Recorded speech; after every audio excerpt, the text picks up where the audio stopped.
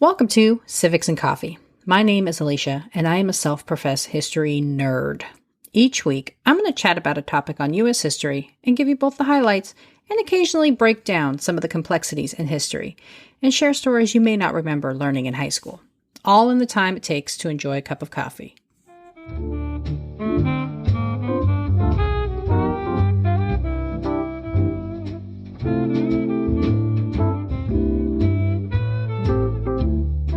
Hey everyone, welcome back.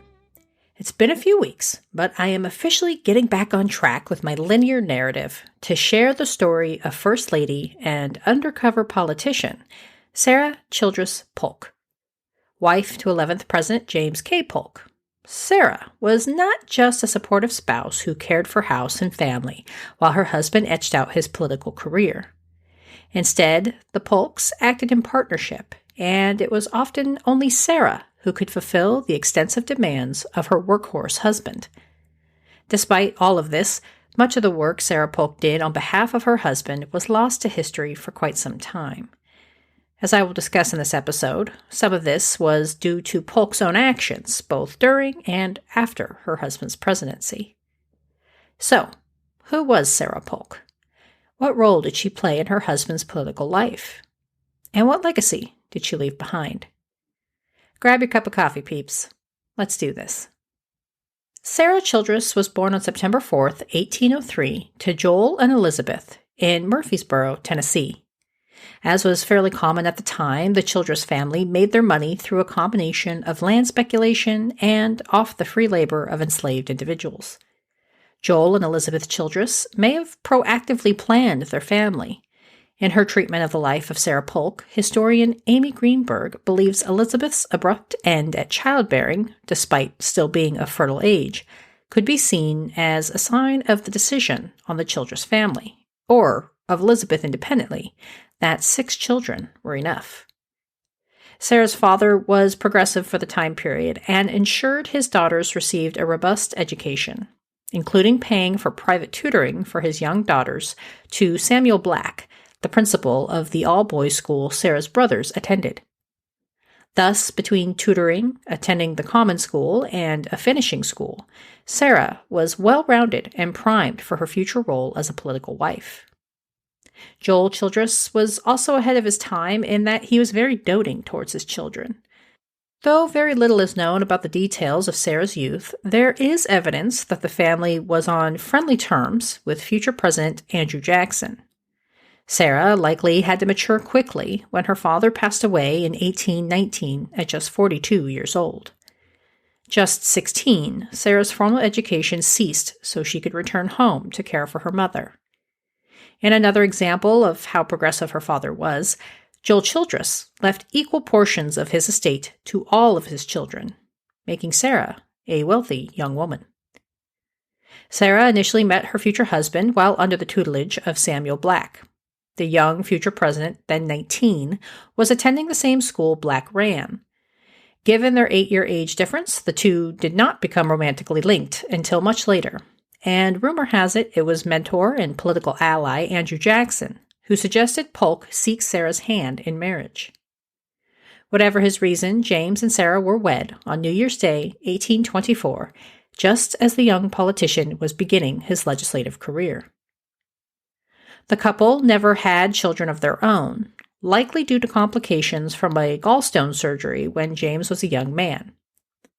The child-free existence allowed Sarah a bit more freedom than most women her age and station. Wealthy enough to avoid working in the fields and without the demands of rearing children, Sarah could travel with her husband as he moved from post to post and often served as the political charm to her husband's often more serious temperament. While they initially lived separately, which was normal for the time, both James and Sarah found themselves unhappy with the circumstances, and since it was only Sarah who would be joining him, it was much easier to facilitate transport and set up a new residence. Despite the norms of the time, Sarah was very interested in politics and was actively engaged in doing the bidding on her husband's behalf.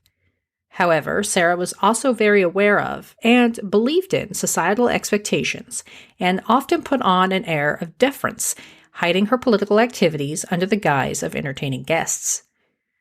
Early in their marriage, the Polks oversaw a boarding house, and historian Amy Greenberg asserts that Sarah created an American version of an Enlightenment salon.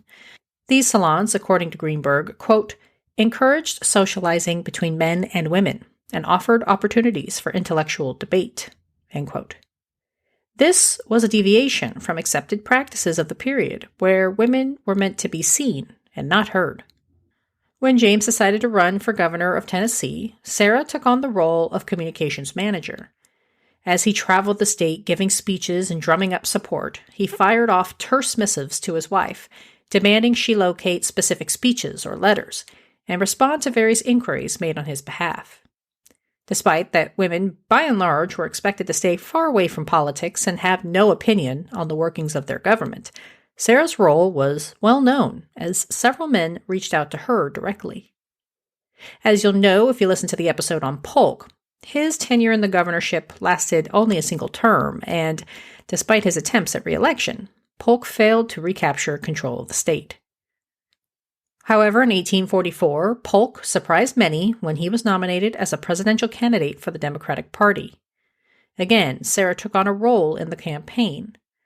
Knowing her previous success in managing the former governor's correspondence during the initial campaign, Sarah's cousin Matilda suggested she consider fully stepping into the spotlight as her husband's political spokesperson. Sarah, ever the astute political observer, smartly believed there was nothing to gain and everything to lose should she step center stage in her husband's political career. Best to remain behind the scenes, and so she again took on the role of managing his communications. Upon his election in 1844, Sarah Polk enjoyed a reputation as a pious and religiously devout wife and supporter of her husband. Many thought Sarah provided a moral influence over the rowdy, rough and tumble of normal male-driven politics. This was a reputation Sarah embraced, as she quickly prohibited liquor, dancing, and card-playing from the White House. Polk was a significant departure from her immediate predecessor, the young and outgoing Julia Gardner Tyler. Unlike Tyler, Sarah Polk did not enjoy public attention, preferring to exert her influence in a more understated manner. And despite being awarded a significant sum of money to redecorate and upgrade the deteriorating executive mansion, Polk announced she would only use half the money, focusing her efforts on the reception and dining halls frequented by guests, and would maintain the private residence as it stood. While she publicly stated her decision was simply a commitment to democratic ideals, the truth of the matter was that redecorating was a time-consuming task that would further remove Sarah from the political discussions of her husband's administration, something she did not want to miss. Sarah met and quickly became close friends with former First Lady Dolly Madison. Madison, perhaps more than any other First Lady of her generation, really set the stage for the social scene in Washington, including her marathon dedication to returning social calls. Again, as someone who was far more interested in politicking than socializing, Sarah leveraged two of her nieces to take on the responsibility of returning social calls. When some in Washington questioned the First Lady's actions, it was Dolly Madison who came to her defense, rightfully reminding people the size of the government, and therefore the number of social calls, had increased significantly in recent years. And though there was someone serving in the communications role during Polk's presidency, Sarah emerged as the de facto communications manager, as Polk's work ethic far exceeded what any normal person could live up to. Having successfully navigated around the normal activities expected of a First Lady, Sarah was free to be a partner and political gatekeeper for her husband. Again, from historian Amy Greenberg, quote, Sarah established a grueling social schedule designed to advance James's agenda, employed resident nieces and social authority of Dolly Madison to free herself from the tyranny of social calls, helped James negotiate the demands of office seekers, and successfully sidestepped the labor of properly redecorating the White House. End quote. By the first anniversary of the Polk administration, it was widely accepted, though not publicly acknowledged, that Sarah played a pivotal role in her husband's administration. Like before, men wrote directly to Sarah to secure political positions or seek favors. Sarah often ran interference for her husband, serving as a stopgap to ensure only the most important individuals or news made it to his desk. Those who failed to recognize or otherwise acknowledge her influence did so at their peril, as John Van Buren, son of former President Martin Van Buren, learned the hard way. Van Buren had been a vocal opponent of Polk and found himself disinvited to White House social events. When Polk attempted to rise above and extend an invitation to dinner at the White House, he discovered that Sarah had burned the invitation. The most consequential moment of Polk's administration was the war with Mexico to secure the landmass, which includes the current states of Texas, California, and New Mexico, to name a few. Ever the supportive spouse, Sarah Polk worked hard to secure support for the war and often sought to protect her husband from the negative blowback his administration received, given the prolonged war effort. She was also constantly fretting about his work habits, mindful of his fragile health, and concerned about his tendency to work long, hard hours. In the final months of the administration, Polk seemed to work nonstop, ending his presidency a shell of the man he once was. And that's saying something, considering he was never really a towering figure. He was so unassuming that Sarah took to demanding the song All Hail the Chief be played every time he entered the room, instituting a ritual which has continued long past his administration. But, as promised, the Polks bid farewell to Washington after a single term in office. And though her husband left with a less than favorable approval, the opposite was true for Sarah, who continued to be celebrated as a Christian woman who had a good influence on the White House. Before retiring to their home, named Polk Place in Tennessee, the couple embarked on a tour of the southern states. Sarah was apprehensive, considering the ongoing cholera epidemic and James's already precarious health. But she also desperately wanted to see her husband receive the positive attention she felt he deserved, and so, against her better judgment, the couple journeyed throughout the South, meeting throngs of supporters. Weakened from his grueling work schedule as president, Polk did fall ill during their southern tour, but managed to make enough of a recovery to complete the tour, which they did just a few weeks later. Once they landed in Tennessee, the couple made their way to Polk Place, located in Nashville, and began to make the arrangements to enjoy retirement. Unfortunately, the former president's constitution did not hold up, and as Sarah prepared to leave for church one Sunday, James announced his sickness. While she was initially determined to go on without him, he apparently appeared ill enough for her to cancel her attendance. Within just a few weeks, the president was dead at 53. The loss of her husband of 25 years proved a devastating loss for the former First Lady. She dressed in black for the remainder of her life and never remarried, which, while not entirely abnormal, was a bit of a departure considering her relatively young age of 45. During their marriage, James bought a plantation in Mississippi and made it so it came under her charge in the event of his death. Consisting of over 900 acres with 56 enslaved men and women used to work the crop, Sarah Polk managed to avoid financial instability, a fate many widows found themselves in, including the ever-popular Dolly Madison. Leaving the day-to-day operations to an overseer, Polk saw on average a 10% rate of return each year. She was a cautious plantation owner, refusing to rely on credit and continuing to ship her product through New Orleans, despite rumored profits of other locations. Polk managed to keep a tenuous grasp on the plantation even through the Civil War, using her political connections to secure safe passage of her cotton along Union lines from both President Lincoln and future President Andrew Johnson. She also leveraged her political relationships to help her friends and family, despite their Confederate sympathies. Given her roots and the way she quote-unquote earned her living, it is likely that Sarah Polk was more Confederate than Unionist. However, she publicly maintained a stance of neutrality, hosting both Union and Confederate soldiers in her home. So respected was the former First Lady that not only was she able to remain in her home in Nashville throughout the war, but both Polk Place and her husband's tomb remained unscathed for the duration of the war. As described by historian Amy Greenberg, quote, Sarah's successful appeals on behalf of her brother and Confederate soldiers, the consideration she received from the Army regarding her mother's property and death, and the implicit understanding occasioned by the continuing visits of Union officers to Polk Place emboldened her to pursue her own affairs. End quote.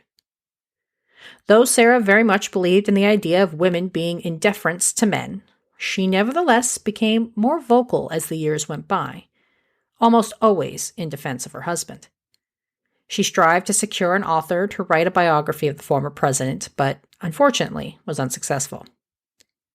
By the 1880s, there was a significant shift and tacit acceptance of female political actors. So much so that when interviewed in her twilight years, the journalist covering Polk referred to her as her husband's helpmeet during his administration and his, quote, prime minister in everything in council, end quote. In her analysis of the shift of acceptance of women in politics, Amy Greenberg writes, quote, one marker of how far attitudes towards political women had evolved between 1844 and 1884 was that the reporter took Sarah's political perspective seriously. End quote. Sarah spent her remaining years keeping vigil at Polk Place, entertaining anyone who crossed her threshold. One of her nieces, Sarah Polk Fall, moved in along with her husband to care for Sarah in her advanced age. Sarah was invited to become a member of the board of the Daughters of the Revolution and as an honorary member of the Tennessee Historical Society, both of which she accepted. Sarah lived out her remaining time in relative quiet before finally passing away on August 14, 1891, at the age of 87. Sarah Polk, like so many historical figures, was a nuanced and complicated woman. Fiercely protective of her husband, interested in politics, but committed to the ideals of womanhood of the time, Polk managed to carve out a space for herself in an evolving political scene. While it may have seemed unladylike given the norms, Sarah's active role in her husband's administration foreshadowed the first ladies to come, and, according to the historian and her biographer Amy Greenberg, helped establish the idea of an official role for first ladies in the future. And that is quite the legacy. Before I sign off today, I want to give a big thanks to Leslie, aka Twitter user HistoryNerd55, and Chance over at the Strive, Seek, Find podcast for their recent donations to the show through Buy Me a Coffee. Their donations, and ones like it, help fund this here podcast and go towards expenses like hosting fees and research material. If you are feeling generous, you can head over to my website and support the show through a donation. The website is where you can also find things like transcripts, source material, and request a topic for me to cover in a future episode. Thanks, peeps. I'll see you next week. Thanks for tuning in, and I hope you enjoyed this episode of Civics and Coffee. If you want to hear more small snippets from American history, be sure to subscribe wherever you get your podcasts. Thanks for joining me, and I look forward to our next cup of coffee together.